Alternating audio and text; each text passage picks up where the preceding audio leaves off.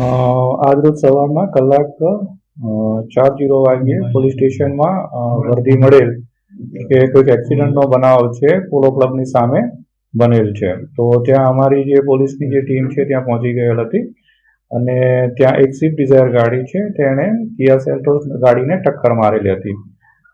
તપાસ કરતા જે ચાલક છે એ થોડું લથડિયા ખાતા અને હેલફેલ બોલતા હોય એની મોં સુંઘાડી જોતા લાગેલ છે કે પીધેલી હાલતમાં છે.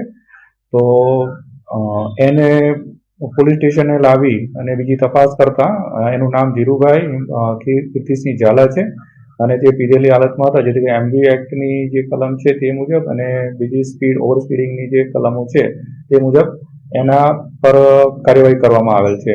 બાદમાં જે ગાડીમાં હતા એ ઈસમો છે એને ચેક કરતા એકનું નામ ઈસમ હિતેશ કુમાર ઈશ્વરભાઈ પટેલ અને અન્ય જે વ્યક્તિ છે કમલેશસિંહ નરવતસિંહ રાઠોડ, એ બે વ્યક્તિઓ હતા. એમાં કમલેશસિંહ નરવતસિંહ રાઠોડ છે તે અમદાવાદ ક્રાઇમ બ્રાન્ચમાં છે, P1 બ્રાન્ચમાં ગનમેન તરીકેની કામગીરી કરી રહ્યા છે. તેઓ પણ પીધેલી હાલતમાં જણાઈ આવેલ હતા અને તેના પર ભાઈ પ્રોહિબિશન એક્ટની કલમો હેઠળ ફરિયાદ નોંધી અને આગળની કાર્યવાહી કરવામાં આવેલ છે.